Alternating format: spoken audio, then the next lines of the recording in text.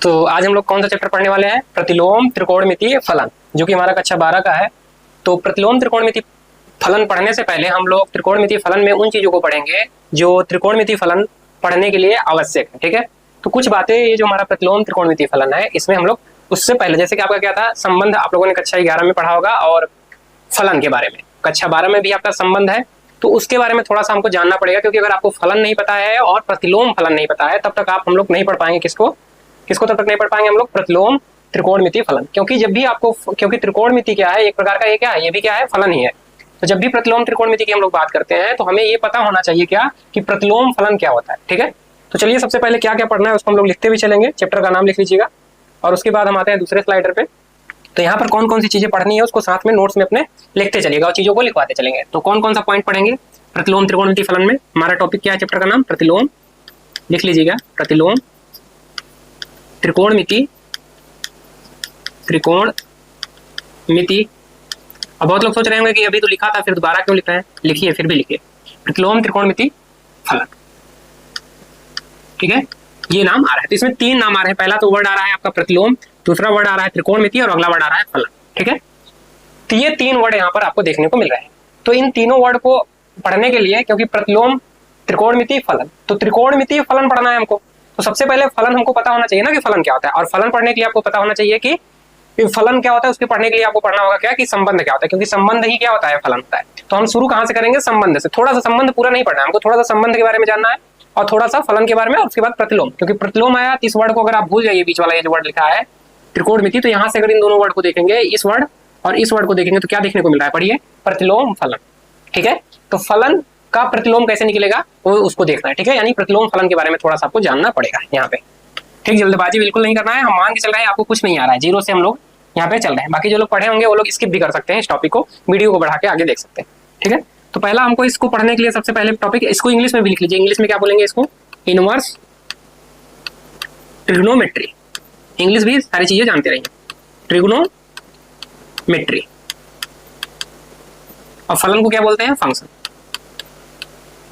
ठीक, तो एक सुंदर सा नोट्स बनाइएगा, ये आगे भी आपका काम देगा। ठीक है, ध्यान रखिएगा। आगे चल के आप चाहे IIT JEE की तैयारी करें या किसी कहीं से BSc करेंगे, तब भी आपका ये नोट्स काम करेगा, अगर आपके पास मैथ सब्जेक्ट है तब। ठीक है, तो इसमें हम लोग क्या पढ़ेंगे? पहला टॉपिक, तो पहला टॉपिक जो टॉपिक्स पढ़ने हैं उसको हम यहाँ पर लिख दे रहे हैं, ताकि आप भी जानते रहें कि क्या क्या इसके अंतर्गत पढ़ना है। तो फर्स्ट टॉपिक जो हमको पढ़ना है प्रतिलोम त्रिकोणमिति फलन में, सबसे पहले हम लोगों को यही जानना है क्या, कि संबंध क्या होता है। ठीक है, क्या पढ़ेंगे हम लोग? संबंध, थोड़ा सा, बहुत ज्यादा नहीं, लेकिन थोड़ा पढ़ेंगे संबंध, क्योंकि संबंध आपका पहला चैप्टर ही, इस बार में तो संबंध नहीं रहा होगा, कक्षा 11 में रहा होगा। ठीक है, तो संबंध को इंग्लिश में क्या बोलते हैं? रिलेशन। रिलेशन, और जो लोग कक्षा 11 में नहीं पढ़े तो यहाँ भी पढ़ लेंगे। फिर दूसरा जो हमें टॉपिक पढ़ना है, दूसरा टॉपिक कौन सा पढ़ेंगे हम लोग? बात करें तो दूसरा जो हमारा टॉपिक रहेगा, ऐसे ही पॉइंट बना लेते हैं, लिखते चलते हैं। तो दूसरा टॉपिक आपका जो रहेगा वो रहेगा फलन। क्या पढ़ेंगे? फलन। और ये जो फलन बनेगा वो किससे बनेगा? संबंध से। यानी अगर आपको संबंध नहीं पता होगा तो आपको फलन नहीं पता होगा। और फलन को इंग्लिश में क्या बोलते हैं हम लोग? उसको लिखेंगे इंग्लिश में क्या? फंक्शन। जिस तरीके से चीजें लिखा रहे हैं उसी तरीके से आपको लिखने चलना है। ठीक है, तो संबंध हो गया, इसके बाद क्या हो गया? फलन हो गया। ठीक, थर्ड टॉपिक अगर हम बात करें तीसरे टॉपिक की, तीसरा टॉपिक हमारा क्या रहेगा यहाँ पे? तीसरे टॉपिक की अगर हम बात करें यहाँ से, तो तीसरा टॉपिक आपको लेना है फलन के बाद प्रतिलोम फलन क्या होता है। अगला टॉपिक हमारा क्या रहेगा? प्रतिलोम फलन। ठीक, तो नेक्स्ट टॉपिक हम लोग लिखेंगे प्रतिलोम फलन, प्रतिलोम फलन। और सारी चीजें हम लिखकर ही पढ़ाएंगे, ये ध्यान रखना है। आप ये मत सोचिएगा कि PPT हम यहाँ पर ले आके आपको स्लाइडर दिखाएंगे और पढ़ाएंगे, ऐसा नहीं, सारी चीजें लिखकर पढ़ाएंगे। प्रतिलोम फलन में क्या लिखेंगे? Inverse function. इनवर्स, ये यस ही है, ये जो हम लिख रहे हैं ये यस ही है, इनवर्स, इनवर्स फंक्शन। ठीक, साथ में आप लोग नोट्स में लिखते चलिए। एंड अगला अगर पॉइंट की बात किया जाए, नेक्स्ट पॉइंट अभी हम कर देंगे सर्किल सबको। तो नेक्स्ट पॉइंट जो हमारा रहेगा, अब यहाँ से आएंगे प्रतिलोम फलन पे। किस पे आएंगे? प्रतिलोम त्रिकोणमिति फलन पे आ जाएंगे हम लोग। प्रतिलोम त्रिकोणमिति फलन पे तब हम यहाँ पर पहुंचेंगे। कौन सा पॉइंट हो जाएगा? फोर्थ पॉइंट ना, तो ये आपका चौथा पॉइंट होगा। ठीक, तो फोर्थ नंबर पे हम आके तब हम पढ़ेंगे क्या? प्रतिलोम फलन। इसको भी लिख लीजिएगा प्रतिलोम फलन को। प्रतिलोम त्रिकोणमिति फलन पढ़ना था ना, क्या ही लिखते हैं इसको?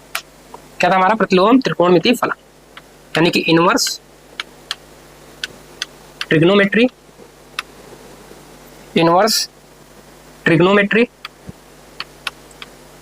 ट्रिग्नोमेट्री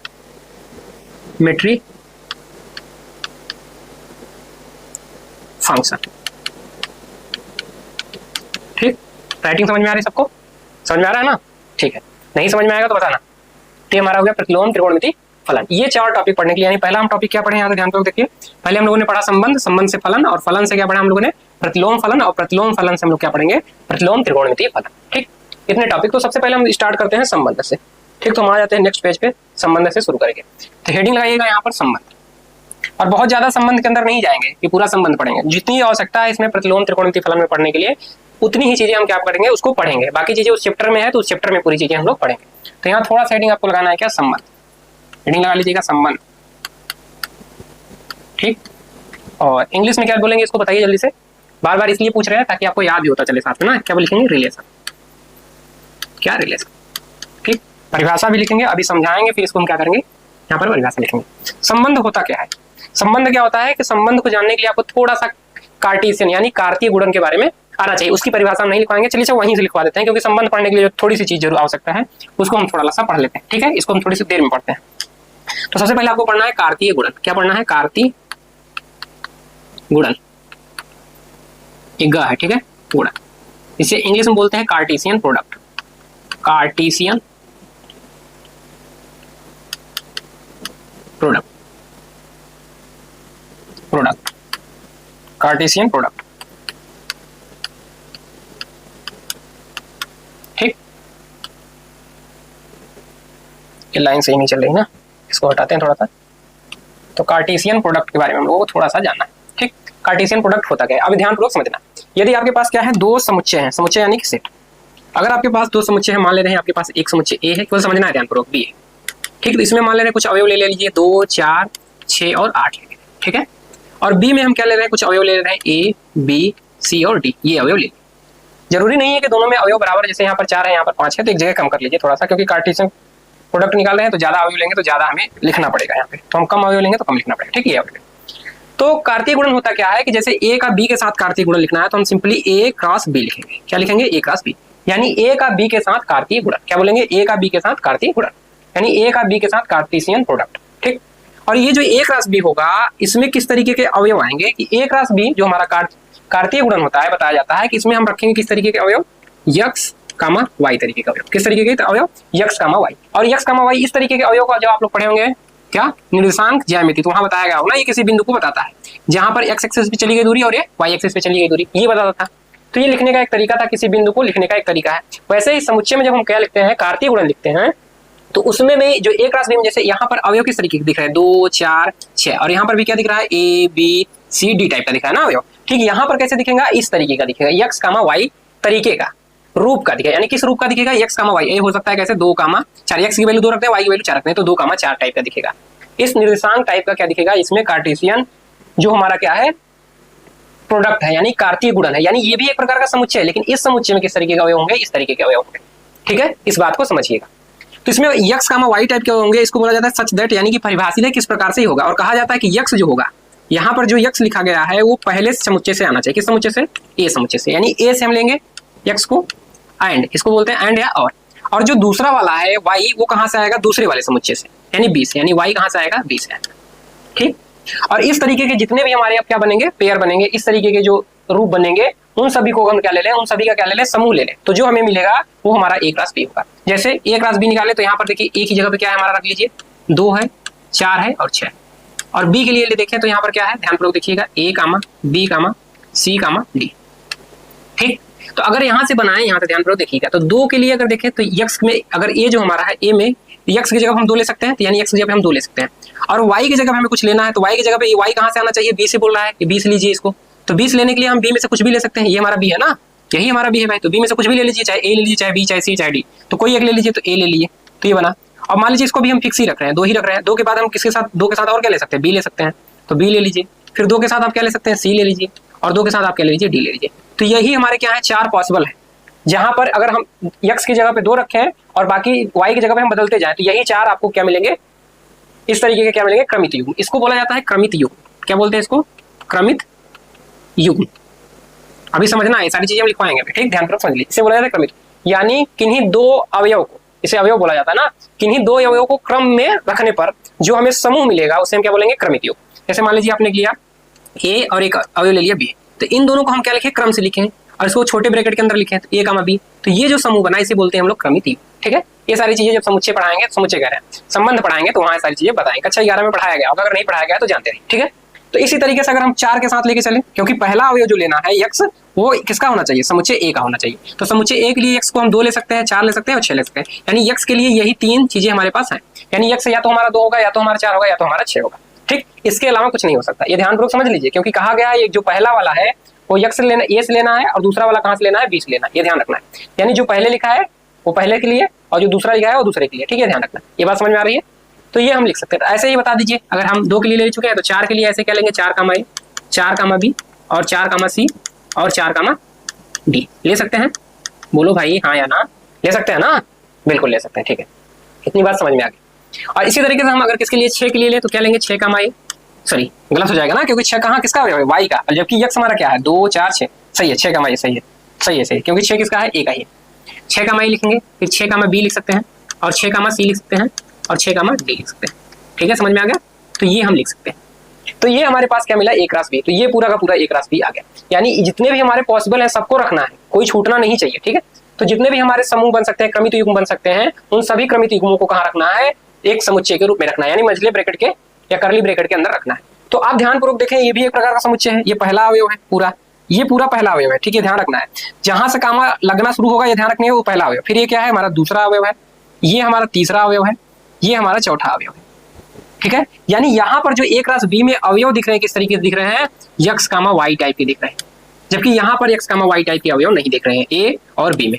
ठीक, जबकि इसमें किस तरीके के दिखेंगे, हमेशा जोड़े में दिखेंगे, जोड़े में दिखेंगे। अभी ए क्रॉस बी क्रॉस सी की बात करेंगे तो वहाँ 3 दिखेंगे। अभी आगे चल के जब हम 3D में पहुंच जाएंगे तो आपको इस तरीके से भी दिखेंगे, ए कामा बी कामा सी, तो 3 क्या होंगे हमारे यहाँ पर, पेयर देखने को मिलेंगे, युग्म देखने को मिलेंगे। यहाँ पर 2 युग्म, 2 अवयव का क्या है, युग्म। ठीक, उसे क्रमित युग्म, फिर 3 देंगे उसको नाम आगे चल के, तो सारी चीजें देखेंगे। ठीक है, ये ध्यान रखना है। तो क्रमित युग्म क्या होता है, थोड़ा सा हम यहाँ पर लिखेंगे, कार्तीय गुणन से पहले थोड़ा सा इसके बारे में थोड़ा सा लिखेंगे, लिखेंगे नहीं, बस इसको समझेंगे शॉर्ट में नोट करके। तो इसको हटाते हैं, ये तो आप समझ ही गए होंगे। तो ये हमारा क्या था अभी, कार्तीय गुणन। चलिए सारी चीजें समझा लेते हैं फिर लिखवाते हैं। ठीक है, यहाँ पे तो इसको हम थोड़ा सा समझा लेते हैं आपको, तो उसके बाद पूरा प्रॉपर लिखाएंगे। अभी समझिए इसको ध्यानपूर्वक, ताकि हम संबंध भी समझा पाए आपको। ठीक, तो ये हमारा क्या हुआ, कार्तीय गुणन। अब हम संबंध की बात करते हैं, तो जब हम संबंध की बात करते हैं तो बताया जाता है कि जो ए क्रॉस बी है, ये भी एक प्रकार का क्या है, समुच्चय। ध्यानपूर्वक समझिए, जो ए क्रॉस बी है ये भी हमारा क्या है, समुच्चय ही है। और समुच्चय है, लेकिन इसमें जो अवयव आ रहे हैं वो किस तरीके के आ रहे हैं, युग्म टाइप के आ रहे हैं। ठीक है, जोड़े में आ रहे हैं, यानी 2 अवयव का जोड़ा मिल रहा है हमको। ये पहला अवयव है, कोई पूछ ले कि 2 क्या हमारा ए क्रॉस बी का अवयव है, तो ये कतई मत कह देना कि यस, नो। ठीक, इस तरीके से लिखा जाता है, इसका मतलब 2 ए क्रॉस बी का अवयव नहीं। जब भी यहाँ इसका अवयव दिखेगा वो इस तरीके से दिखेगा, छोटे ब्रैकेट के अंदर कामा लगा के, यहाँ पर एक अवयव, दूसरा यहाँ पे अवयव। ठीक, तो ए क्रॉस बी में इस तरीके के अवयव दिखेंगे। ये बात आपको समझ में आ गई होगी। अगर इतनी बात समझ में आ गई, अब हम बात करेंगे किसके, संबंध के बारे में बात करने वाले हैं। तो संबंध के बारे में बात करने के लिए हम थोड़ा सा एक उप समुच्चय के बारे में चलेंगे कि उप समुच्चय क्या होता है। तो अब यहाँ पर ध्यान रखना है कि अब एक उप समुच्चय क्या होता है, बहुत लोग पढ़े होंगे तो उनको पता होगा, जो लोग नहीं पढ़े होंगे, 0 से चल रहे हैं, उनके लिए ये बात है। ठीक, हम मान के चल रहे हैं आपको कुछ भी नहीं आ रहा है। ठीक, यहाँ इस चैप्टर में तो अगर ए को बी का उप समुच्चय, क्या बोले, उप समुच्चय बोलेंगे, उप समुच्चय। जो लोग नहीं पढ़े उनके लिए हम लिख रहे हैं सारी बात। उप समुच्चय इंग्लिश में बोले तो इसको बोला जाता है सबसेट। सबसेट, ध्यानपूर्वक समझिएगा कि समुच्चय ए समुच्चय बी का उप समुच्चय कहा जाएगा, या समुच्चय ए बी का क्या कहा जाएगा, सबसेट कहा जाएगा। कब, और सबसेट के दिखाने के लिए कि ए बी का सबसेट है, इस तरीके से इन दोनों के बीच में सिंबल लगाना है, यानी ए बी का क्या है, सबसेट है। कब कहा जाता है, अब इसके बारे में जान लेते हैं। यानी ए में कहा जाता है कि ए बी का क्या कहा जाएगा, उप समुच्चय कहा जाएगा। कब, जब यहाँ जितने भी अवयव है ये सारे के सारे अवयव बी में भी हों। ए में जितने अवयव है वो सारे के सारे बी हों। जैसे मान लीजिए इसमें 1 अवयव, 2 अवयव, 3 अवयव है, तो यही अवयव यहाँ भी होने चाहिए, 1 2 3। जैसे यहाँ पर मान लीजिए अवयव ए है, बी है, सी है, तो यहाँ भी अवयव ए बी और सी होने चाहिए। यहाँ ज्यादा भी हो सकते हैं, डी ई एफ हो, लेकिन यहाँ पे जो हो वो 100% यहाँ पर होना चाहिए। जैसे ए बराबर हम लेके आपसे पूछ रहे हैं कि होगा क्या, जैसे ए बी सी 3 अवयव ले लिए, और बी बराबर हम आपसे ले रहे हैं क्या, 2 4 ए बी सी डी। तो बताइए कि ए हमारा उप समुच्चय बी का है कि नहीं, सोच के बताना है। तो हमें क्या करना होगा कि ए में जितने भी अवयव हैं हमको देखना है को बी में है कि नहीं। तो ए में ए है, तो ए को देखो बी में है कि नहीं, तो बिल्कुल है बी में। यहाँ पे बी यहाँ पर है तो बी देखो यहाँ पर है कि नहीं, तो है बिल्कुल। सी यहाँ पर है तो सी यहाँ पर है कि नहीं, तो यहाँ जितने भी अवयव सारे सारे अवयव हैं, यानी ए क्या है, उप समुच्चय है बी का। ठीक इसी प्रकार आपसे पूछ सकता है कि बी उप समुच्चय है ए का कि नहीं। ठीक, यहाँ पर तो ध्यानपूर्वक सोच के बताइए है कि नहीं। तो यहाँ पर अगर देखेंगे दो तो बी में है, दो हमारा बी में है, तो अगर बी हमारा ए का उप समुच्चय रहा होता तो यहाँ के सारे अवयव यहाँ होने चाहिए। तो दो हमारा क्या ए में है, नहीं है, यानी दो हमारा कहाँ पर नहीं है, ए में नहीं है। अगर ए में नहीं है यानी बी हमारा उप समुच्चय नहीं होगा किसका, ए का। तो ऐसे दिखाएंगे। ठीक, ये बात आपको ध्यान रखनी है। अब ये बात समझ ली क्यों ऐसा बता रहे हैं, क्योंकि जो हमें संबंध पढ़ना है उसकी परिभाषा में ये परिभाषा हमको लिखनी पड़ती है। ठीक, उप समुच्चय की, तो ये आपको ध्यान में रखना है, साइड करती है। ठीक, बाकी सारी चीजें हम लिखवा देंगे अभी नोट करके, सारी बातें टेंशन मत लीजिए, आराम से इसको अभी समझ लीजिए और सारी बातें हम आपको क्या करेंगे, लिखवाएंगे। अब यहाँ पर आते हैं थोड़ा सा संबंध के बारे में। तो जब भी हम संबंध के बारे में बात करते हैं, किसके बारे में, संबंध, तो हम क्या लिखते हैं, उप समुच्चय के बारे में। थोड़ा सा हम एक उदाहरण लेते हैं कि ए बराबर हमारे पास क्या है, ध्यानपूर्वक सोचिएगा, 2 4 6 तीन अवयव का हम क्या ले रहे हैं, एक उदाहरण ले रहे हैं। तो अगर पूछे हमारे पास एक अवयव A1 है, ठीक है, इसमें हम एक अवयव रख रहे हैं क्या, 2, इस समुच्चय का एक अवयव केवल 2 रख लिए। फिर दूसरा हम समुच्चय बनाए A2, उसमें क्या किया, हम केवल 4 को रखें। ठीक, एक अवयव अगला समुच्चय बना लिया A3, इसमें हम केवल क्या रख रहे हैं, 6 को रख रहे हैं। फिर अगला हमने क्या बनाया, ध्यानपूर्वक देखते रहिए, A4, उसमें हमने क्या रखा, 2 और 4 को रख लिया। फिर अगला समुच्चय बनाया हमने A5, ये हम बना रहे हैं खुद से, तो उसमें रख सकते हैं 2 और 6 को। फिर अगला हमने क्या बनाया, समुच्चय बनाया A6, और A6 में हमने क्या क्या रखा, 2 4 हो गया, 2 6 हो गया और 4 6 को रख लिया। और एक और समुच्चय हमने बना लिया क्या, A7, और उसमें हमने क्या रखा, 2 4 6 को रख दिया। और एक समुच्चय हमने बनाया A8, जिसको हमने क्या रखा, उसमें कुछ भी नहीं रखा, यानी ए के कोई भी अवयव नहीं रख रहा है उसमें। ठीक है, ये ध्यान रखना है। जिसे हम किससे भी दिखाते हैं, 5 से भी, अगर कुछ भी अवयव नहीं है इसका मतलब वो क्या है, 5, यानी रिक्त समुच्चय। तो यहाँ आपको क्या समझना है, ध्यानपूर्वक समझिएगा, जो हम समझाना चाह रहे हैं संबंध समझाने के लिए। तो अगर उप समुच्चय की परिभाषा क्या थी कि जो भी अगर A1 जो भी ए का उप समुच्चय होगा उसके सारे अवयव ए में होंगे ना, ए का जितने भी उप समुच्चय होंगे उन सभी के अवयव कहाँ होंगे, ए में होंगे। यानी A1 हम कहें कि A1 हमारा क्या है, यहाँ पे ध्यानपूर्वक समझिए, हम कहें कि A1 हमारा क्या है, उप समुच्चय है ए का, यानी यहाँ के अवयव यहाँ होने चाहिए। तो यहाँ पर देखो 2 है तो यहाँ पर भी 2 है, यहाँ 4 है तो यहाँ 4 है, यहाँ 6 है तो यहाँ 6 है। इसी प्रकार 2 4 यहाँ है तो यहाँ पर देखो 2 है और 4 है। फिर ऐसे 2 6 यहाँ है तो यहाँ पर देखोगे 2 है, यहाँ पर 6 है। फिर यहाँ पर देखो 4 है 6 है तो यहाँ भी क्या है, 4 है 6 है। और यहाँ पर देखो 2 4 6 है तो यहाँ पर भी देखोगे क्या, 2 है 4 है 6 है। यहाँ देखोगे खाली है, यहाँ रिक्त समुच्चय है, रिक्त है। यानी यहाँ पर जब कुछ है ही नहीं तो यहाँ पर देखने की जरूरत ही नहीं, क्योंकि उप समुच्चय होने के लिए हमें क्या होना कि जो यहाँ अवयव हो वो अवयव यहाँ होना चाहिए। जब यहाँ है ही नहीं तो यहाँ देखने की जरूरत ही नहीं, यानी ये भी क्या है, इसका एक उप समुच्चय। यानी जो रिक्त समुच्चय होता है वो सभी समुच्चय का क्या होता है, उप समुच्चय होता है। ये आपको पढ़ाया गया होगा। ठीक है, ये बात आपको ध्यान रखनी है। अगर इसको नहीं समझ पा रहे तो आप ऐसे समझिए, ए में से इन सभी अवयव को हटा दीजिए तो क्या दिखेगा, ये खाली, यानी ये खाली है तो ये भी खाली है। और इसके अलावा एक्स्ट्रा अवयव क्या है इसके पास, 2 4 6 एक्स्ट्रा अवयव हो सकते हैं ना, तो 2 4 6 इसके पास एक्स्ट्रा अवयव है। ठीक है, ऐसे समझ सकते हैं। तो ये हमारा क्या है, तो ये सभी सभी उप समुच्चय है। तो संबंध कहता है कि कोई संबंध आर को हम क्या कहेंगे कि वो ए से बी में क्या है, संबंध है ए से बी में। आर को हम कहेंगे कि आर हमारा एक संबंध है, कहां से, ए से बी में। कब, जब आर ए क्रॉस बी के क्या हो जाए, उप समुच्चय। यानी ए से बी में संबंध जो होता है वो ए क्रॉस बी के सभी उप समुच्चय होते हैं। यानी ए क्रॉस बी के जितने भी उप समुच्चय होंगे वो क्या कहे जाएंगे, संबंध कहे जाएंगे ए से बी में। यानी ए क्रॉस बी के क्या कह रहे हैं, ए क्रॉस बी के जितने भी उप समुच्चय, हम मान ले रहे हैं आर क्या है, उप समुच्चय। अब आर तो बताया नहीं कौन सा आर लेना है, कि R1 लेना है, R2 R3, बहुत सारे उप समुच्चय होंगे ना क्रॉस बी के।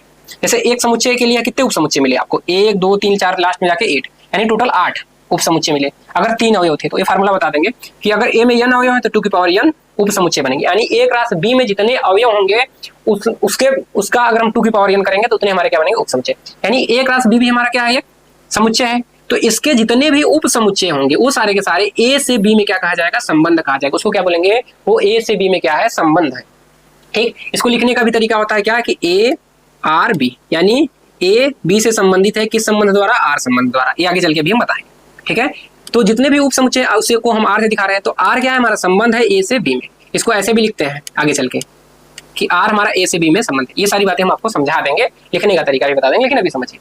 तो आर हमारा ए से बी में संबंध है, क्यों, क्योंकि इसका क्या है, एक उप समुच्चय है। तो ए क्रॉस बी के जितने भी उप समुच्चय होंगे वो ए से बी में क्या कहे जाएंगे, संबंध कहे जाएंगे। ठीक, ये बात आपको समझिए। तो यही आपको समझना था, इसलिए हम ये सारी बातें आपको बता रहे थे। ठीक, तो ये संबंध आप समझ गए। अच्छा, इसके जो उप समुच्चय होगा किस तरीके से दिखेगा, ये ध्यान देखिए, क्योंकि ये भी क्या एक समुच्चय है ना। अब इसको हटाते हैं, थोड़ा सा इन सारी चीजों को हटा लेते हैं। इसको लिखना है क्या, किसी को लिखना है सब, चलिए लिख लीजिएगा। हम अभी प्रॉपर थोड़ा थोड़ा दे देंगे एग्जांपल आपको, तो नोट करके भी सारी बातें लिखवाएंगे। अब यहाँ थोड़ा सा आपको ये समझना है, ये जो हम लिखवाने वाले थे यहाँ से, A क्रॉस B के लिए। तो A क्रॉस B ये है, तो अगर A क्रॉस B का मान लीजिए एक R ले रहे हैं तो हम क्या लिख सकते हैं, केवल मान लीजिए इस वाले रख लीजिए इसको 2 कामा A, और मान लीजिए इसको रख सकते हैं 6 कामा A, 6 कामा A को, ठीक है। तो क्या ये जो हमारा R है क्या इसका उपसमुच्चय है कि नहीं, तो बिल्कुल है, क्योंकि 2 कामा A यहाँ पर है, 2 कामा यहाँ भी है, और यहाँ है तो ये यहाँ भी है, यानी R जो है हमारा क्या है, सब क्या है, उपसमुच्चय किसका, A क्रॉस B का। और A क्रॉस B का उपसमुच्चय तो हम कहेंगे कि R हमारा क्या है, A से B में संबंध है, B में A से B में संबंध, ये ध्यान रखना है, A से B में संबंध है, न कि B से A से संबंध, ठीक, ये बात आपको ध्यान में रखनी है। तो इन सारी चीजों को अच्छे से लिख लेते हैं, इतनी बातें अगर समझ में आ गई होगी तो सबको समझ में आ गया ना, ठीक है। यहाँ से हटाते हैं और हम चलते हैं अपने मेन टॉपिक पे। चलिए नेक्स्ट पेज ही खोल लेते हैं, क्योंकि इसकी जरूरत है, नया पेज आ जाते हैं। तो थोड़ा सा नोट करके आप लिखिएगा, महत्वपूर्ण बिंदु करके जो छोटी छोटी बातें थी उसको लिखवा दे रहे हैं, तो लिखिए महत्वपूर्ण बिंदु, इसके पहले कुछ लिखवाए हैं कि नहीं, हम वो जो 4 पॉइंट करके लिखवाए थे शुरू में उसको लिखना था, अब ये डायरेक्ट यहाँ से क्या लिखिएगा, महत्वपूर्ण बिंदु।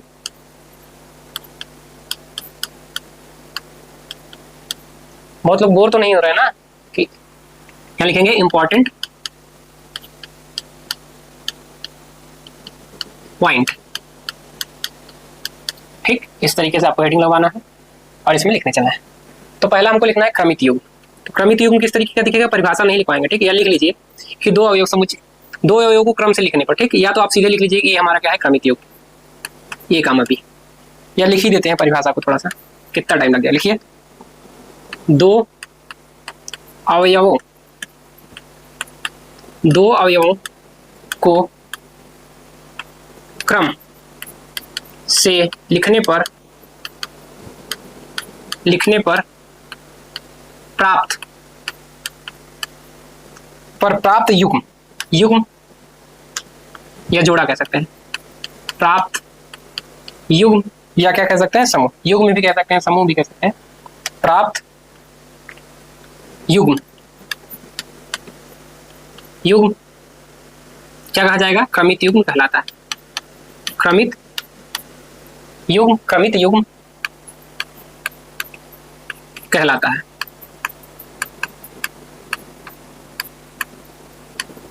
ठीक है।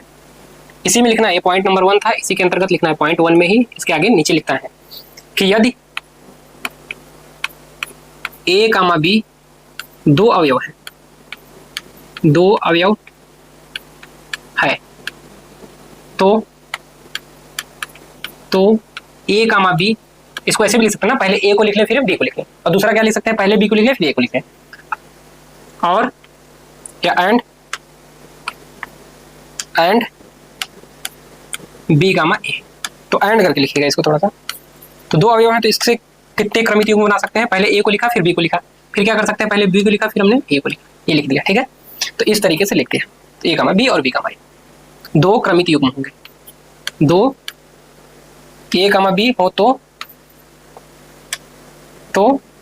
A कामा B और B कामा A 2 क्रमित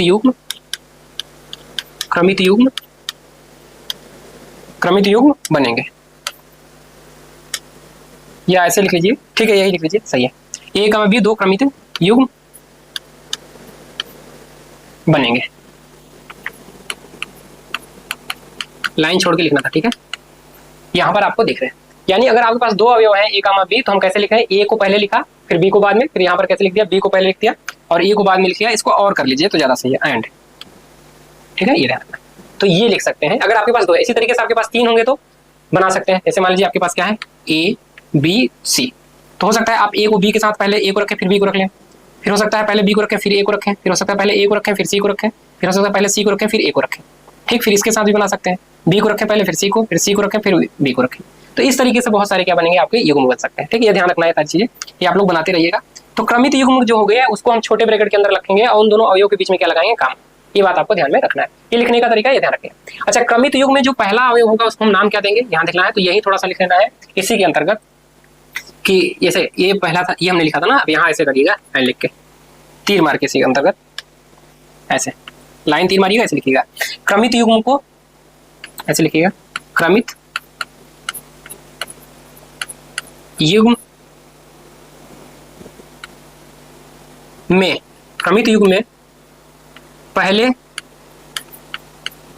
स्थान पर रखे गए, पहले स्थान पर रखे गए अवयव को क्या बोलेंगे? रखे गए अवयव को पहला घटक क्या बोलते हैं? पहला घटक, पहला घटक कहते हैं, पहला घटक कहते हैं, क्रमित युग्म का पहला घटक कहते हैं। ये ध्यान रखना है, क्योंकि ये सारी चीजें आपको बताई गई को क्रमित युग्म का पहला घटक क्या बोलेंगे? क्रमित युग्म का, युग्म का पहला घटक, पहला घटक कहते हैं। किसी भी चैप्टर को इस तरीके से पढ़िए कि उसमें कोई भी डाउट ना हो, उसको दोबारा भी ना पढ़ना पड़े, ये ध्यान रखिएगा। इस तरीके से आपको पढ़ना है। तो यहाँ से हम हटाते हैं, तो इतनी बातें लिख गई होंगी आपको। दूसरा पॉइंट क्या लिखेंगे कि क्रमित युग्म में जो दूसरा अवयव होगा, दूसरे स्थान पे अवयव रखा गया होगा, यानी यहाँ पर पहला घटक क्या है? ये, ठीक है, ध्यान रखना है। यहाँ लिखेंगे क्रमित युग्म में, क्रमित युग्म में दूसरे स्थान पर, दूसरे स्थान पर रखा गया अवयव, दूसरे स्थान पर रखा गया अवयव, पर रखा गया अवयव, रखा गया अवयव,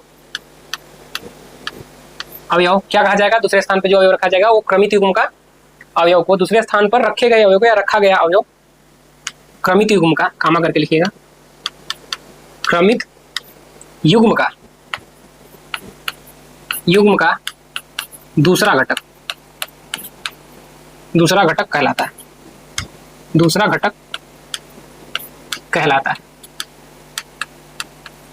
इसे इंग्लिश में घटक को हम टपल भी कहते हैं, ठीक है, ध्यान रखना। क्या बोलते हैं? टपल, पहला टपल, दूसरा टपल, यानी फर्स्ट टपल, सेकंड टपल, ये कहते हैं। तो इसी तरीके से अगर हम बात करें यहाँ पर, अर्थात यहाँ पर बात कर लें कि अगर हमारे पास क्या है, क्रमित युग्म ए कामा बी है, तो ये जो है ये क्या है? प्रथम घटक है। क्या है? प्रथम, यानी पहला घटक, प्रथम घटक। और ये जो हमारा है कौन सा घटक है? दूसरा घटक, दूसरा घटक। ये सारी बातें आपको लिखनी है, घटक, ठीक, अच्छे से नोट्स में। तो पहला घटक ये हमारा क्या हो गया? दूसरा घटक। इस तरीके से आप क्रमित युग्म में देख पा रहे हैं। और उनके बीच में कामा भी लगाएंगे, ये बात सारी बातें अब लिखवाने की जरूरत नहीं है, क्योंकि समय ज्यादा जाएगा। बस ये समझते रहिए कि उनके बीच में कामा लगाते हैं, ठीक है, क्लियर है। एक पॉइंट और लिख लीजिए कि दो क्रमित युग्म तभी बराबर होंगे जब वो दोनों आपस में अवयव उनके क्या होंगे? पहले घटक और दूसरा घटक उनका बराबर होगा। तो एक बात और लिख लेनी है यहाँ पर, नेक्स्ट पॉइंट इसमें, ये हो क्यों नहीं रहा ऊपर? अच्छा, इस पे हो जाएगा तब, ठीक है। नेक्स्ट पॉइंट लिखिएगा इसमें, लिख रहे हैं ना सभी लोग? क्यों बैठे हो जी? लिखो इसको, चलो। तो यहाँ से क्या लिखेंगे? नेक्स्ट पॉइंट हमको क्या लिखना था यहाँ पे? अच्छा, इसी के बारे में लिख रहे थे ना, ये लिखिए कि दो घटक, मान लीजिए हम लिखो यहाँ से कि यदि ए कामा बी तथा यक्स कामा वाई दो क्रमित युग्म है। क्या है? दो क्रमित युग्म है, क्रमित युग्म है, तो ए कामा बी बराबर होगा किसके? एक्स कामा वाई के। तो ए कामा बी एक्स कामा वाई के बराबर होगा यदि, कब बराबर होगा बताओ भाई? जब पहला घटक, पहले क्रमित युग्म का पहला घटक दूसरे क्रमित युग्म के पहले घटक के क्या हो? बराबर हो। यानी ये किसके बराबर होना चाहिए? यानी पहला घटक क्या है? पहले क्रमित युग्म का ए, तो पहला घटक दूसरे क्रमित युग्म के पहले घटक के बराबर होना चाहिए, ठीक है। इसका ये पहला घटक है और ये इसका क्या है? पहला घटक। तो दूसरे क्रम, ये पहला क्रमित युग्म, ये दूसरा क्रमित युग्म, तो पहले क्रमित युग्म का पहला घटक और दूसरे क्रमित युग्म का पहला घटक दोनों आपस में क्या होने चाहिए? बराबर होने चाहिए। और यानी कि एंड साथ में क्या होना चाहिए? जो दूसरा घटक है और क्रमित, दूसरे क्रमित युग्म का दूसरा जो घटक है वो भी आपस में बराबर होना चाहिए, यानी बी बराबर वाई, ये दोनों आपस में क्या होना चाहिए? बराबर होने चाहिए, तभी दो क्रमित युग्म आपस में बराबर होंगे। तो कोई अगर आपसे पूछ ले यहाँ पर कि 2 कामा 4 और 4 कामा 2 क्या आपस में बराबर हैं, तो बोल मत देना कि हाँ नहीं बराबर। क्यों? क्योंकि पहले क्रमित युग्म का पहला घटक 2 है, जबकि दूसरे क्रमित युग्म का पहला घटक 4 है। तो 2 बराबर नहीं है किसके? 4 के। तो अगर नहीं बराबर है, जबकि परिभाषा क्या कह रही है कि पहला घटक और दूसरा घटक आपस में बराबर होगा, तभी ये आपस में क्या होंगे? बराबर होंगे। इस बात का ध्यान रखना। तो ये यहाँ पर बराबर नहीं होगा, तो ये दोनों जो घटक हैं आपस में बराबर नहीं है। भले यहाँ पर 2 है, यहाँ पर 2 है, यहाँ पर 4 है, यहाँ पर 4 है, ठीक है। इस बात का बहुत ध्यान रखना है, यहाँ से सवाल बन जाता है, ठीक है। कि अगर हमारे पास 2 क्रमित युग्म है, इस तरीके से कैसे सॉल्व करते हैं, इसको थोड़ा हल करिएगा कि 3x + 1 कामा 2 बराबर, यहाँ पर क्या दिया है? यहाँ पर मान लीजिए 2 कामा 0 दिया है, 0 नहीं, यहाँ पर 0 नहीं, यहाँ पर 2, ठीक है। और आपसे पूछ लिया कि बताइए x का मान, तो आपसे पूछ लिया कि x का मान बता दीजिए। तो अभी आप लोगों ने सीखा कि जो पहला घटक होगा पहले क्रमिक युग्म का, और दूसरे क्रमिक युग्म पहले घटक के बराबर होगा, और दूसरा घटक दूसरे के बराबर होगा। तो देखिए दूसरा तो दूसरे के बराबर है, लेकिन पहला भी हमें को क्या करना होगा, बराबर करना होगा, क्योंकि x यहाँ पर क्या है, अभी बदल सकता है, चर है ना। तो 3x + 1 किसके बराबर हो जाएगा, 2 के। पहला घटक पहले घटक के बराबर, तो यहाँ से देखो क्या आ जाएगा, 3x बराबर 2, उधर जाएगा -1 हो जाएगा। तो यहाँ से 3x बराबर कितना आ जाएगा, 1 आ जाएगा। तो यहाँ से x बराबर कितना आ जाएगा, 1 आ जाएगा, 1/3 आ जाएगा। तो x बराबर 1/3 आ गया। तो पूछ सकता है कि पहले क्रमिक युग्म का पहला घटक क्या है। तो क्रमिक युग्म का पहला घटक क्या है, पहले क्रमिक युग्म का 3x + 1। तो x की वैल्यू क्या है, 1/3 है। और यहाँ भी क्या रख देंगे, +1। तो कितना हो जाएगा, 3 से 3 कैंसिल आउट, यानी यहाँ बचेगा क्या, 1 और +1, यानी कितना आ जाएगा, 2। क्योंकि ये दिख रहा है 2, तो 2 ही आना चाहिए था, यानी इन दोनों का सम कितना आएगा, 2। तो डायरेक्ट आप इसको देख कर ही बता सकते हैं कि पहला घटक 2 आएगा, ठीक है, क्योंकि 2 के बराबर ही लिख रहा है। तो इसका पूरा सॉल्व करने पे देखो 2 भी आ रहा है पुट करने पे वैल्यू, यानी ये क्या होगा, 2, ये भी होगा, ठीक है। x का मान आपसे पूछेगा 1/3, ठीक है, ध्यान रखना। ये सारी चीजें आप लोग सीख गए, आप इसको हटा देते हैं, एग्जाम्पल के लिए था, तो उदाहरण के लिए लिख भी लीजिएगा अगर लिखना होगा तो। नेक्स्ट अगला, अच्छा लिख लीजिए इसी में उदाहरण, यहीं पे उदाहरण करके लिख लीजिए उदाहरण। ये यही सवाल लिख लीजिए क्या, कि अगर 3x + 1, 2 और ये बराबर है किसके, यहाँ पर 3, 3 के दे दे रहे हैं, ठीक है, 3, 3 के दे रहे हैं। तो बताइए यहाँ पे तो x बराबर क्या होगा, तो x बराबर, ठीक है, ये आप लोग कर लीजिएगा, ये आप लोगों के लिए दे दिया है तो आप लोग कर लीजिएगा, नहीं तो यहाँ पर करके निकाल दें। चलिए आप लोग करिएगा इसको, ये आप लोगों के लिए HW, ठीक, ये ध्यान रखना। तो क्रमिक युग्म से रिलेटेड ये हो गया हमारा खत्म टॉपिक। पहला घटक दूसरा घटक दो क्रमिक युग्म कब बराबर होंगे ये भी हमने बता दिया। तो यहाँ पर आपको हमको क्या पढ़ना है, यहाँ से अब आना है हमको कार्टेशियन प्रोडक्ट यानी कार्तीय गुणन। तो हेडिंग लिखा लीजिएगा कार्तीय गुणन। तो चलिए लिखिए हेडिंग कार्तीय गुणन, ठीक है। थोड़ा सा पानी पी लेते हैं फिर चालू करते हैं, ठीक है। सबसे आप लोग करते रहिए।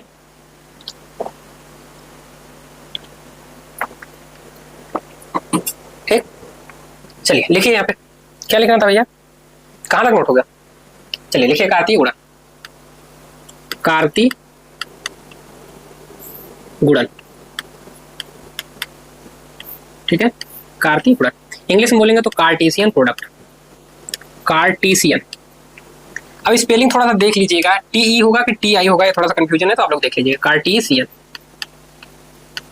प्रोडक्ट, ठीक है। तो जो होगा इसको आपको देखना है, थोड़ा सा स्पेलिंग मिस्टेक, तो उसको आप लोग देख लीजिएगा कार्टेशियन प्रोडक्ट। बाकी हम गणित पढ़ा रहे हैं तो गणित पे फोकस करेंगे, बाकी आपकी जिम्मेदारी है स्पेलिंग को चेक करना सही है गलत है। कार्तीय गुणन में लिखिएगा कि यदि, लिखो अब कि यदि ए तथा बी, दो ए तथा बी तो छूट गया भाई, ए तथा बी दो क्या है, समुच्चय, दो समुच्चय हैं, समुच्चय हैं, तो इनके कार्तीय गुणन को, कार्तीय गुणन को किससे प्रदर्शित करेंगे, ए क्रॉस बी से। यानी जो कार्तीय गुणन होगा उसको इस तरीके से दिखाएंगे, जैसे समुच्चय ए को कैसे दिखाएं, इस वाले सिंबल से, और समुच्चय बी को इस वाले से, यानी दूसरे समुच्चय को इस तरीके से ए क्रॉस बी से प्रदर्शित करते हैं, से प्रदर्शित करते हैं। और जहां पर हमारी राइटिंग ना समझ में आए तो आप लोग बता दीजिएगा, करते हैं, ठीक। तो अगले जब नेक्स्ट लेक्चर पढ़ाएंगे तो वहां पर देखेंगे, से प्रदर्शित करते हैं। तथा करने के बाद, तथा नीचे लिखिए, तथा करने के बाद क्या लिखेंगे कि ए क्रॉस बी जो होगा उसको परिभाषित कैसे करते हैं, तथा ए क्रॉस बी को निम्नवत परिभाषित करते हैं। लिखिएगा ए क्रॉस बी को, तथा ए क्रॉस बी को, यानी ए क्रॉस बी का मतलब ए का बी के साथ कार्तीय गुणन, ए तथा बी को यानी इसके कार्तीय गुणन को निम्नवत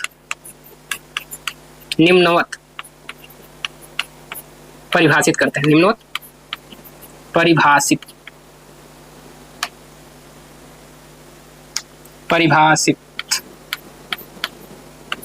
निम्नवत परिभाषित करते हैं। अर्थात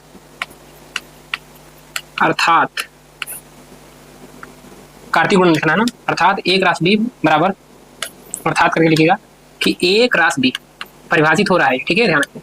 तो किस तरीके से लिखेंगे, इसमें ए क्रॉस बी में एक्स कामा वाई टाइप के जितने भी हमारे क्रमिक युग्म होंगे ए और बी से समुच्चय ए में जो अवयव है, समुच्चय बी में जो अवयव है, इनसे जितने भी क्रमित युग्म बनेंगे उन सभी क्रमित युग्म का समूह। ठीक है, तो यहाँ मान ले रहे हैं कि ये क्या बन रहा है, एक्स कामा वाई, ये क्या है, क्रमित युग्म है, सच दैट क्रमित युग्मों का समूह। इसका मतलब पढ़ा जाता है ए क्रॉस बी में एक्स कामा वाई, यानी सभी क्रमित युग्मों का समूह जहां पर जिसका प्रथम घटक किसका अवयव हो, जो प्रथम घटक के अवयव हो, जो पहले लिखा गया है उसका। ठीक है, और यानी कि एंड, हिंदी में और लिख लीजिए, चाहे इस तरीके से सिंबल यूज कर लीजिए। और जो दूसरा घटक है उसको हम कहां से लेंगे, वाई को कहां से लेंगे, बी से, इस तरीके से। यानी यक्स, यानी इस क्रमित युग्म का जो पहला घटक आएगा वो ए से आएगा और दूसरा घटक कहां से आएगा, बी से आएगा। ठीक, ये बात आपको ध्यान में रखनी है। ठीक है, ये सभी को समझ में आ गया, परिभाषा समझ में आ गई। इसको क्या पढ़ते हैं, ए का बी के साथ कार्तीय गुणन। क्या पढ़ते हैं, ए का बी के साथ कार्तीय गुणन में क्या, यक्स कामा वाई आ रहा है, यानी उन सभी क्रमित युग्मों का समूह जो किससे, ए के अवयव और बी के अवयव से मिलकर बने।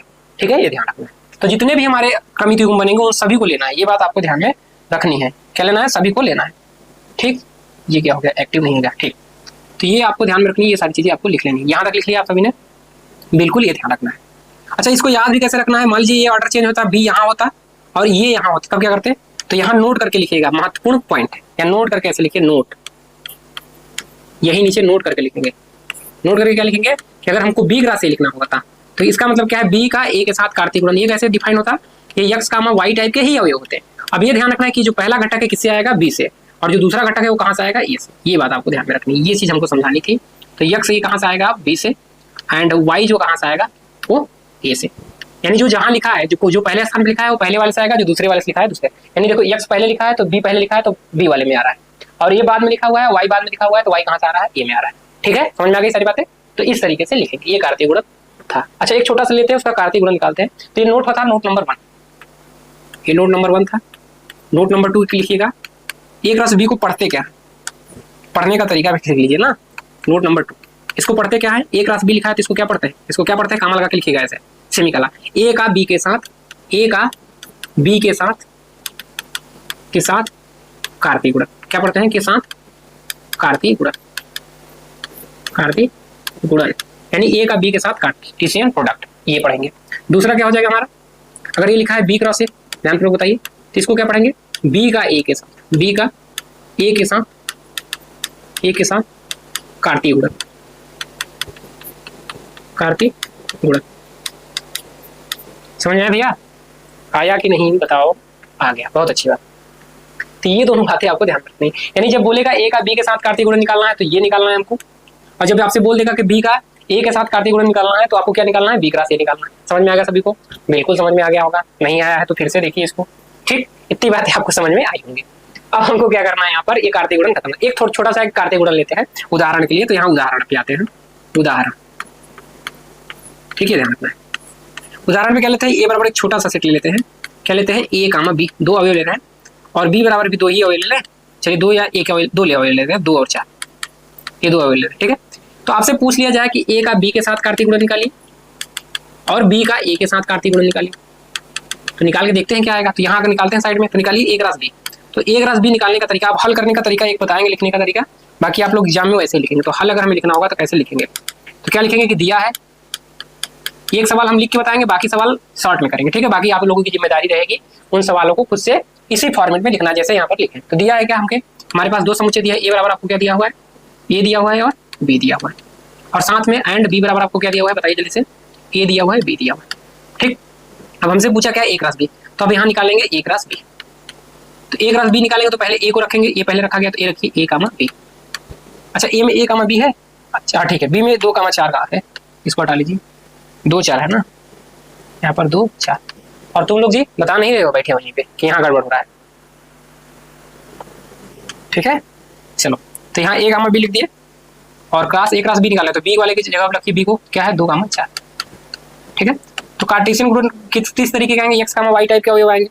तो इसमें एक्स कामा वाई टाइप के अवयव आएंगे, लेकिन एक्स पहला घटक किसका होगा, ए का। तो कोई भी घटक ले लीजिए, जरूरी नहीं है कि पहले आप ए को उठाइए। मान लीजिए किसी का मन हुआ पहले बी को उठाने के लिए, तो यहाँ पर पहले वो बी को रखेगा, और यहाँ किसी एक अवयव को उठा लीजिए, क्योंकि दूसरा घटक कहाँ से आएगा, बी वाले से आएगा, तो किसी को उठा लीजिए। मान लीजिए आपका 4 मन हुआ तो 4 को उठा लीजिए, किसी को उठा सकते हैं, लेकिन हम यहाँ से क्रम में लिखेंगे इसलिए ताकि कोई छूटे ना, आगे पीछे करेंगे तो आप छूट भी सकते हैं। तो हम ए को पहले लेते हैं, तो ए कामा 2, फिर ए को लेंगे, फिर उसके साथ 4 को ले लेंगे, तो ये 2 बन गया। फिर बी को लेंगे, बी के साथ 2 को ले लेंगे, और फिर बी को लेंगे, फिर उसके साथ 4 को लेंगे। तो यही हमारा 4 बनता है। ये जरूरी नहीं है कि इसको पहले रखना है, इसको बाद में रखना है, इसको पहले रखना है, इसको बाद में रखना है। किसी को आप आगे पीछे कर सकते हैं। जैसे किसी का मन हुआ, यही पे बता दे रहे हैं कि पहले मन हुआ उसका बी उठाने का, और फिर उसके बाद किसका मन हुआ 2 उठा ले, तो ये बन गया।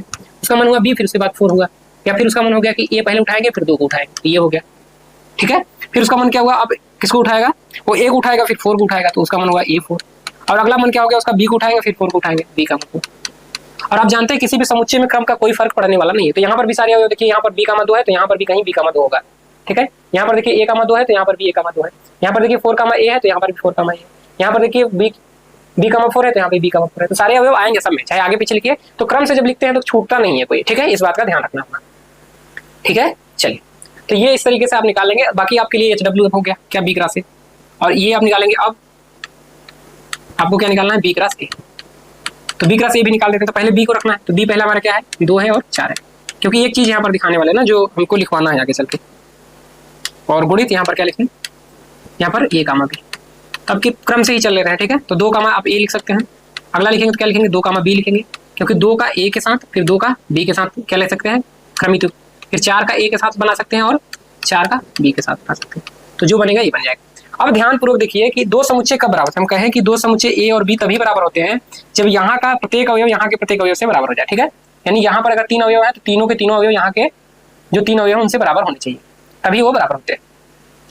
तो अगर यहाँ पर देखेंगे तो ये हमारा क्या है, ए कामा 2 है। ठीक है, ध्यान पूर्वक देखिएगा, जबकि यहाँ पर क्या है 2 कामा ए, तो ए कामा 2 है और ये हमारा क्या है 2 कामा ए, और ये दोनों आपस में तभी बराबर होंगे जब क्या होगा, ए 2 के बराबर हो जाए और ये इसके बराबर हो जाए। ठीक है, लेकिन यहाँ तो कहा नहीं गया है कि ए हमारा 2 के बराबर है और बी हमारा 4 के बराबर, नहीं कहा गया है ना। तो इसका मतलब ये दोनों आपस में बराबर नहीं है, और ये जब बराबर नहीं है तो अगर दोनों अवयव बराबर नहीं है दोनों समुच्चय के, तो इसका मतलब वो बराबर समुच्चय नहीं होंगे। यानी यहाँ से आप कह सकते हैं कि जो बी क्रॉस ए है और ए क्रॉस बी आपस में बराबर नहीं होते। तो यहाँ से आप देख भी पा रहे होंगे, तो यहाँ से लिख लीजिएगा।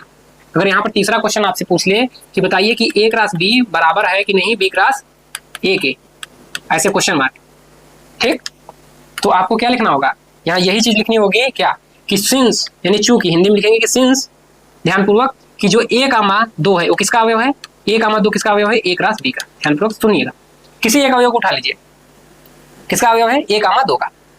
तो ए कामा 2 कहाँ पर, ए क्रॉस बी में है, जबकि ए कामा 2 कहीं भी नहीं दिखेगा बी में। क्या दिख रहा है, क्या बी क्रॉस ए में कहीं दिख रहा है क्या, नहीं दिख रहा है ना। एंड साथ में क्या लिखेंगे, एंड, और ए कामा जो 2 है वो कहाँ नहीं है, ये नहीं है किसमें, बी क्रॉस ए, ये कहाँ नहीं है, बी क्रॉस ए का अवयव नहीं है।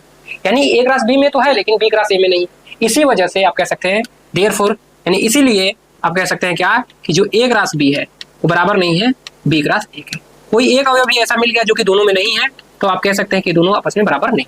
तो यहाँ से हम लिखेंगे A cross B does not equal to B cross A, यानी ए क्रॉस बी, यानी ए का बी के साथ कार्तीय गुणन, बी का ए के साथ कार्तीय गुणन आपस में बराबर नहीं है। ये जरूरी नहीं है कि बराबर नहीं होंगे, लेकिन कभी कभी बराबर हो सकते हैं। ठीक, लेकिन ये ध्यान रखना है कि हमेशा बराबर नहीं होंगे, ये बात आपको ध्यान में रखनी है। तो इस बात को नोट करके लिखेंगे आप, तो लिखिए नोट करके, नोट में ही चल रहा था क्या ये, शायद हाँ नोट में ही चल रहा है।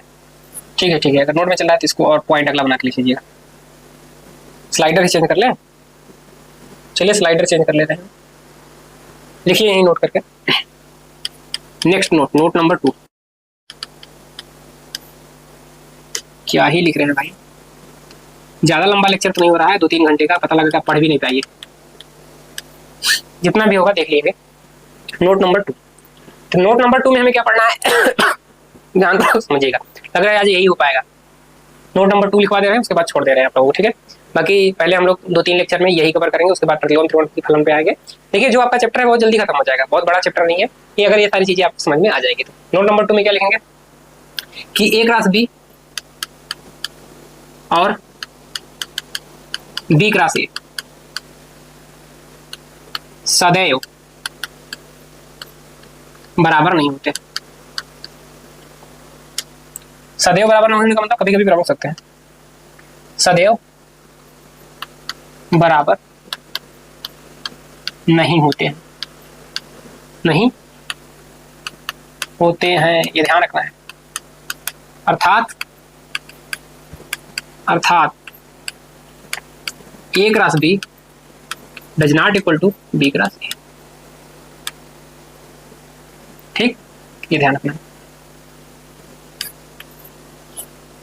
यानी A cross B cross A के बराबर नहीं होगा। हमेशा के लिए, कभी कभी हो सकता है बराबर, ठीक, ये बात ध्यान रखनी है आपको।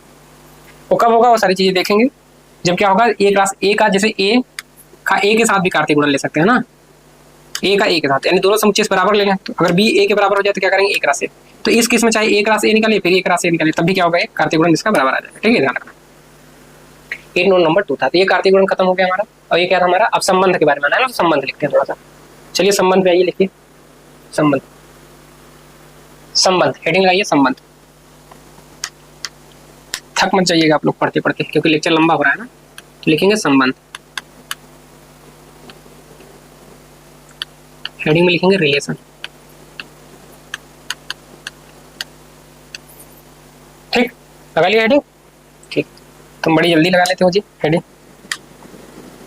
चलो लिखो अब इसमें क्या लिखेंगे, यदि ए तथा बी दो, यदि ए तथा बी दो और एक समुच्चय है, लिखने की जरूरत भी नहीं है, हटा दीजिए इसकी। दो समुच्चय हैं, दो समुच्चय हैं, तो ए क्रॉस बी के सभी उप समुच्चय, ए क्रॉस बी के सभी उप समुच्चय, क्या सभी उप समुच्चय, समुच्चय, अच्छा उप समुच्चय की बात आ रही है ना, इस परिभाषा को लिखने से पहले उसको लिख लेना चाहिए था, बाकी इसको लिख लीजिए फिर नोट करके उसको लिखवा दे रहे। उप समुच्चय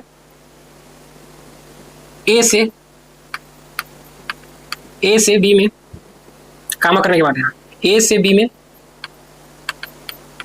संबंध, उप समुच्चय ए से बी में संबंध कहलाता है, क्या कहलाता है, संबंध, क्या कहलाता है, संबंध कहलाता है।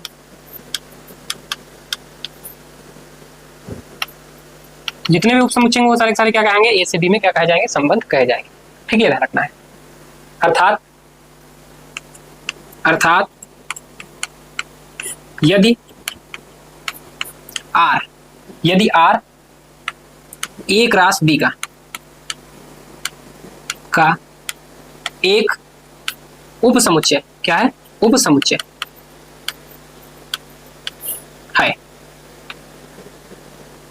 ए क्रॉस बी, क्या लिख रहे हैं, ए क्रॉस बी का क्या है, एक उप समुच्चय है, तो आर ए से बी में एक संबंध है, आर ए से बी में, ए से किसमें, बी में एक संबंध है, संबंध, संबंध कैसे लिखते हैं भाई,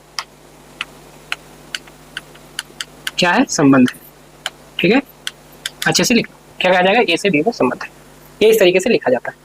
यानी आर को हम कहेंगे ए से, आर हमारा अगर ए क्रॉस बी का क्या है, एक उप समुच्चय है, तो इसको कहेंगे कि आर हमारा क्या है, एक संबंध है, कहाँ, ए से बी में। इस लिखने का तरीका भी हम लिखवा देंगे, तो इसको लिखिए फिर इसके बाद लिखवाते हैं। नोट हो गया सबका, चलिए अगर इतनी बातें नोट हो गई तो एक बात और ध्यान रखिएगा, ये लिख गया ना, अर्थात इसके आगे लिख लीजिएगा, अर्थात, फिर से अर्थात का मतलब उसी चीज को बार बार कहा जा रहा है, दूसरी बार दूसरे शब्दों में कहा जाए कि आर अगर हमारा क्या है, उप समुच्चय सिंबल ये है कि ए क्रॉस बी में, तो इसको क्या बोलेंगे हम लोग, आर क्या है हमारा, संबंध है, आर क्या है, आर कामा लगा के ए से बी में संबंध, ए से बी में संबंध, संबंध, ठीक है, ये ध्यान रखना है, संबंध। इसी को दूसरे तरीके से और कैसे लिखते हैं कि जो आर है वो ए से बी में संबंधित, इसका मतलब नोट करके लिखवाएंगे। इसी को ऐसे भी लिख सकते हैं कि ए का बी के साथ संबंध है, किस संबंध द्वारा, आर संबंध द्वारा, तो इसको ऐसे भी दिखाते हैं, ठीक, दिखाने का तरीका है। तो अभी चलिए प्रदर्शन और बाकी सारी चीजें देख लेंगे, इसको बाद में, इसको हटा देते हैं। तो नोट करके इसको थोड़ा सा लिख लीजिएगा, इतना लिखने के बाद अब यहाँ लिखिएगा नोट करके, यही सारी बातें, ठीक। उप समुच्चय तो आप लोग जानते हैं तो लिखने की जरूरत नहीं है, अब यहाँ पर नोट करके लिखिए। नोट करके क्या लिखेंगे कि अगर ऐसे लिखा हुआ है क्या है, ए आर बी, ये सारे तरीके हैं लिखने के, तो इसका मतलब क्या है, ए का बी के साथ संबंध, या ए का बी के साथ संबंध किस संबंध द्वारा, आर संबंध द्वारा, तो ए आर बी, इसको क्या पढ़ते हैं, ध्यान पूर्वक लगाना है, ऐसे तीर लगा के या सेमीकोलन लगा के, इसको हम आपको बता दें, इसको क्या पढ़ेंगे हम लोग, ऐसे कामा लगा लीजिए, सेमीकोलन, ए से बी, या ऐसे लिखेंगे ए बी से संबंधित है, क्या लिखेंगे, ए बी से संबंधित, ए या ऐसे लिखते हैं आर ए से बी में संबंध। इसको क्या पढ़ेंगे, आर ए से बी में संबंध है। पहला तो ये पढ़ेंगे,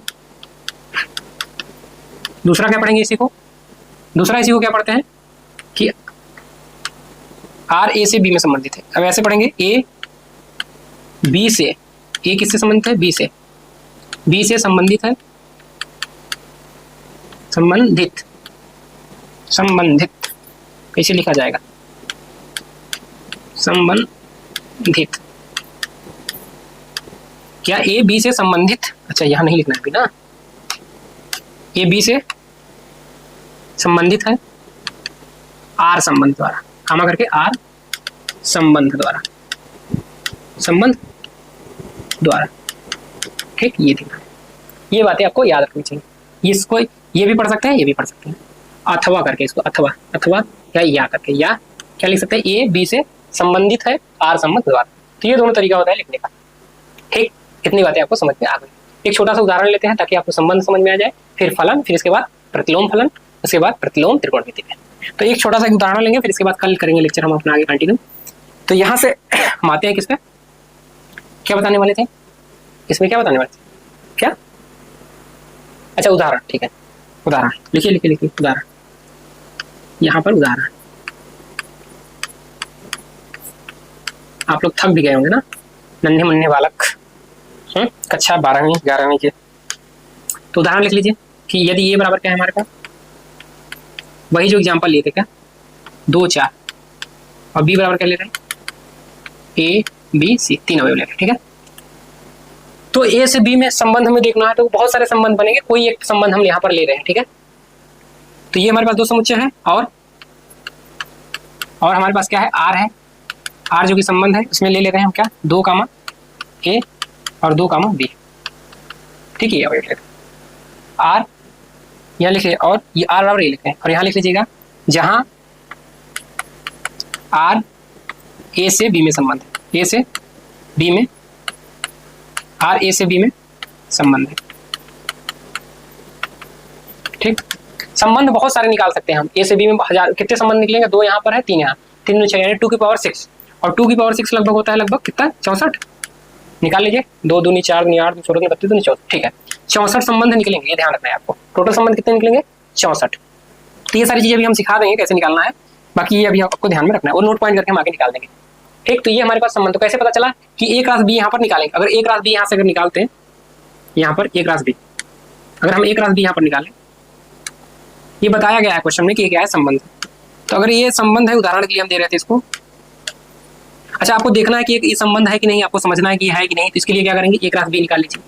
तो यहाँ ए क्रॉस बी निकालिए, या इसको हटा दीजिए, चलिए संबंध ही निकालने के लिए हम इसको हटाते हैं अभी, ठीक है, फिर बाद में हम ले लेंगे, या लिखे रहने दीजिए, चलिए ठीक, हटा दे रहे, या लिखे रहने दीजिए इसको, संबंध है, ठीक है। अब हमारे पास बाकी संबंध जो बच गए, ये क्या है, एक संबंध है, तो बाकी संबंध क्या होंगे उसको निकालना होगा, तो भी निकाल लेंगे, क्योंकि इसके ए क्रॉस बी के जितने भी क्या होंगे उप समुच्चय होंगे, उनका वही हमारे क्या आ जाएंगे, ए से बी में क्या कहा जाएगा, संबंध कहा जाएगा। तो पहले ए क्रॉस बी निकालिए, आता क्या है, तो चलिए निकाल लेते हैं ए क्रॉस बी। ए क्रॉस बी निकालेंगे तो ए बराबर क्या है हमारा, 2 और 4 है, और बी बराबर हमारा कितना है, ए बी और सी है। निकालिए जल्दी से, क्या आ जाएगा, 2 का ए के साथ ले लीजिए, फिर 2 का बी के साथ ले लीजिए, और फिर 2 का सी के साथ ले लीजिए, ये आएगा ना अवयव। फिर अगला क्या लेंगे, यहाँ से नीचे कामा करके आगे लिखिए, अब नीचे करके मत लिख लीजिएगा की जगह, तो 4 कामा ए लिख लीजिएगा, और अगला 4 कामा बी लिख लीजिएगा, और अगला 4 कामा सी लिख लीजिएगा, ठीक। ये हमारे पास हो गया अवयव।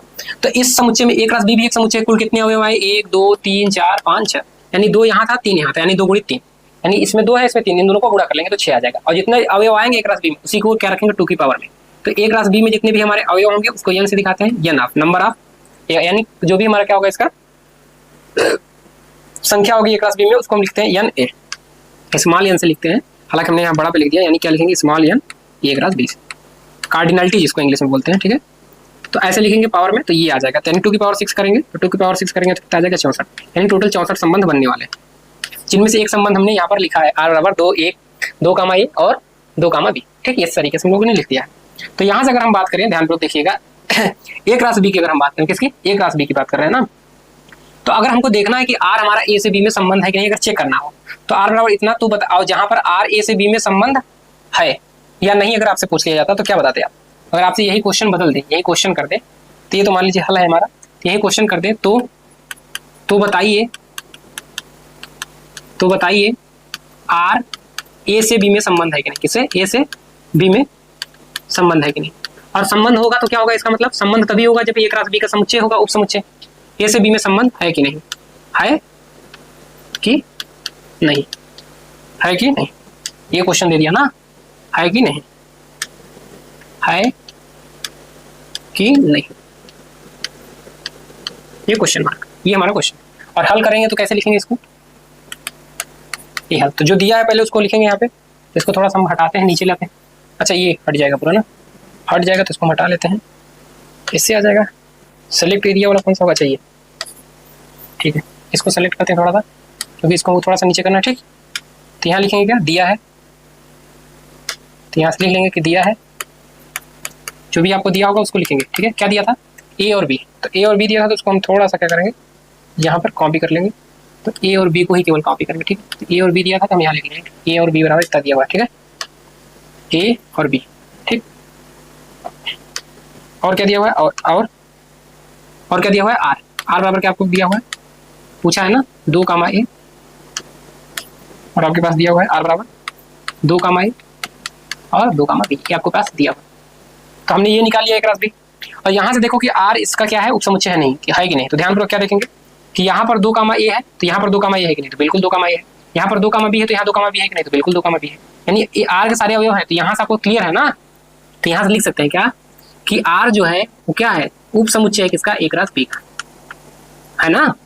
बोलो इसको और इसको देखो ध्यानपूर्वक। तो ये क्या है, आर ए क्रॉस बी का क्या है, उपसमुच्चय है। अगर आर ए क्रॉस बी का उपसमुच्चय है तो यहाँ से आप कह सकते हैं ना, अतः आप क्या कह सकते हैं कि आर जो है ए से बी में क्या है, संबंध है, से बी में संबंध है। और आप उपसमुच्चय बनाना जानते हैं, जितने उपसमुच्चय बना पाएंगे उतने हो जाएंगे। हो सकता है मान लीजिए आप इन दोनों अवयवों को लेकर बना लें एक उपसमुच्चय, तब भी बन जाएगा। हो सकता है आप इसको लेकर बनाए तब भी बन जाएगा। हो सकता है आप इसको लेकर बनाए एक उपसमुच्चय, तब भी एक संबंध बनेगा। तो इस तरीके से मान लीजिए आपने एक संबंध बना लिया R1, इससे आपने बना लिया R2, और इन तीनों का यूज करके आपने बनाया क्या, R3, ठीक है। इसी तरीके से और सारे यूज करके आप R4, R5, R6 जितने बनाना चाहे उतने बना सकते हैं। लेकिन टोटल कितने बनेंगे, 64 बनेंगे। हो सकता है आप एक अवयव लेके बनाएंगे, मान लीजिए आपने केवल इसको लेके बनाया, फिर इसको लेके केवल बना दिया, फिर इसको लेके बना दिया, तब भी लेकर बनेंगे बहुत सारे संबंध, ठीक है, ध्यान रखना। बाकी इसको चित्र से कैसे दिखाएंगे, ग्राफ से कैसे दिखाएंगे, ये सारी चीजें हम कल सीखेंगे। और आज के लिए इतना ही रखते हैं, बाकी मिलते हैं नेक्स्ट लेक्चर में, तो उसके आगे हम लोग कंटिन्यू करेंगे। बाकी कुछ छूट तो नहीं रहा है बताने के लिए इसमें।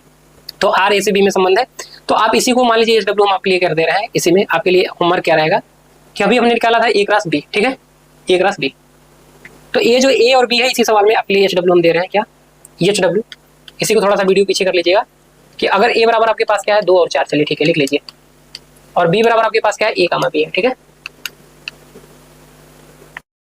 तो ए क्रॉस बी के, अच्छा 2 दूनी 4, तो 64 नहीं आएगा भाई, यहाँ 2 और 4, 80 भी लिए थे ना ऊपर, कितना लिए थे, 6 तक लिए थे क्या, 1 मिनट देख ले रहे हैं हम। ए और बी में कितने हुए, अच्छा यहाँ पर ये 3 लिए, तो 3 दूनी 4 ना, हम छोटा ले लेते हैं थोड़ा सा। और आप थोड़ा सा निकाल के आइए कल पूरा, इसको R1, R2, R3 करिएगा, जितने भी उपसमुच्चय ए क्रॉस बी से बनेंगे। तो आपको क्या करना है, ए क्रॉस बी निकालना है पहले, सबसे पहले क्या निकालना है, ए क्रॉस बी निकालना है, ठीक है। और आपको फिर क्या निकालना है, बी क्रॉस ए निकालना है, दोनों अलग अलग क्वेश्चन होंगे। तो ए क्रॉस बी निकालेंगे तो इसका क्या निकालना है, उपसमुच्चय। तो जितने इसके उपसमुच्चय बनेंगे वो निकालना है आपको, क्या निकालना है, इसके उपसमुच्चय। काम नहीं कर रहा है क्या, ठीक है, क्या निकालना है, उपसमुच्चय। मान लीजिए R1 आ जाएगा, R2 उसको नाम दे दीजिएगा R3, ठीक। तो जितने भी उपसमुच्चय होंगे उन सभी को निकालना है, क्या निकालना है, उपसमुच्चय। यानी अगर हम कहें कि R क्या है हमारा, उपसमुच्चय है ए क्रॉस बी का, तो आपको क्या निकालना है, तो आपको सारे के सारे R निकालने हैं, पूरे के पूरे R होंगे क्या, पहला R निकालना है, दूसरा R, तीसरा, कितने R बन सकते हैं इस तरीके को, उसको निकालना है। यानी संबंध बताना है ए से बी में। तो ए से बी में टोटल संबंध निकालने हैं, कौन कौन सा बनेगा, दूसरा क्या निकालना है, यानी इसका पहले उपसमुच्चय निकालिए, और जो उपसमुच्चय बनेगा वो सारे के सारे क्या होंगे, ये इसके संबंध होंगे। तो इसमें भी आपको यही करना है। यहाँ भी अगर हम कहते हैं कि ये R डैश है और ये उपसमुच्चय ए बी से, तो इसको निकाल लीजिए, एक अवयव लेके फिर 2 अवयव लेके फिर 3 अवयव फिर 4, यानी कभी एक क्रमित युग्म लेके फिर 2 क्रमित युग्म फिर 3 क्रमित युग्म फिर 4, उस तरीके से आपको निकालना है। जैसे यहाँ पर ही समझा दे रहे हैं आपको कैसे, जैसे इसी में देख लीजिए, ठीक, ये आ गया, चलो लोडिंग पे है, लोडिंग हो जाएंगे, ठीक है। यहाँ पर थोड़ा सा ध्यानपूर्वक देखिए। तो यहीं पर हम एक थोड़ा सा बना देते हैं ताकि आपको समझ में आ जाए चीजें कैसे करना है, क्योंकि आप लोग थोड़े से नादान है ना। चलिए, जैसे यहाँ पर हमको बनाना होता है, R बना था एक, अगला बनाना हमको मान लो R1 बनाना हो एक और, तो अगले के लिए हम क्या ले लें, देखो ये हमने 3 लिया था, तो हम लिख लें यहाँ पर 2 कामा C, अगला लिख लें क्या, 4 कामा ए, और अगला क्या लिखते हैं हम अवयव, 4 कामा ए हो गया और 4 कामा बी ले लो, और एक अवयव अगर और लिखना है तो 4 कामा सी लिख लो।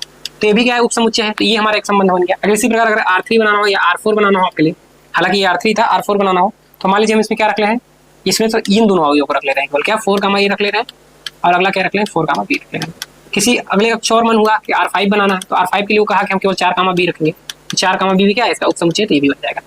तो इसी तरीके कितने बन सकते हैं वो सारे क्वेश्चन इस वाले क्वेश्चन में आपको कर देना है जो यहाँ पर हमने लिखा है, ठीक है। और उसके लिए आपको क्या दिया गया है, यहाँ पे